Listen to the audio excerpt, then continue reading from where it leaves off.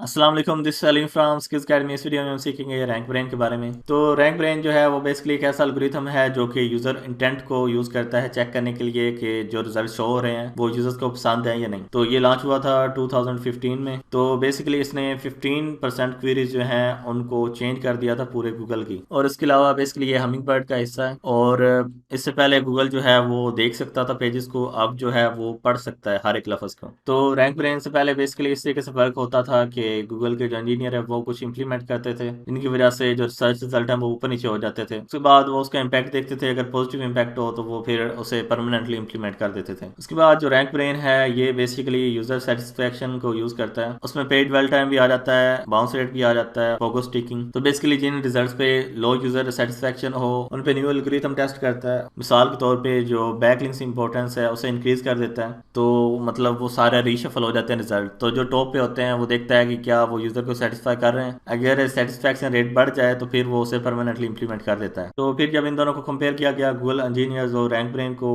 तो ये 80% सक्सेसफुल था, जबकि गूगल इंजीनियर जो हैं वो 70% सक्सेसफुल थे। तो बेसिकली इसी वजह से इसे परमानेंटली इंप्लीमेंट कर दिया गया। तो रैंक ब्रेन के बेसिकली दो मेन काम है। एक तो ये कि सर्च क्वेरीज को अंडरस्टैंड करना कि वो बंदा क्या सर्च कर रहा है। उसके अलावा ये चेक करना कि लोग रिजल्ट के साथ किस तरीके से इंटरेक्ट कर रहे हैं। तो बेसिकली जो 15% कीवर्ड्स हैं जो गूगल पे हर रोज सर्च किए जाते हैं वो डिफरेंट होते हैं, मतलब पहले कभी नहीं सर्च किए जाते हैं। ये आपको इतना ज्यादा तो नहीं लग रहा होगा, लेकिन अगर इसे देखा जाए तो ये 450 मिलियन कीवर्ड्स बनते हैं। तो रैंक ब्रेन से पहले गूगल जो है वो पेजेस को स्कैन करता था और देखता था कि क्या ये पेजेस जो हैं वो एग्जैक्ट कीवर्ड को यूज कर रहे हैं। तो चूंकि जो कीवर्ड थे वो ब्रांड न्यू होते थे और गूगल को पता नहीं था कि मतलब उनको कौन सा रिजल्ट दिखाएं। फॉर एग्जाम्पल, अगर कोई सर्च करता है grey console developed by Sony, तो वो इन चार कीवर्ड को सर्च करेगा, ग्रे, कंसोल, फिर डेवलप्ड और फिर सोनी। तो रैंक ब्रेन के बाद अब वो चीज़ें चेंज हो गई हैं। अब अगर लिखें तो उसे फ़ौरन समझ आ जाती है कि प्ले स्टेशन की बात हो रही है। तो बेसिकली ये हमारा रैंक ब्रेन चाचू है। तो आप देख सकते हैं कि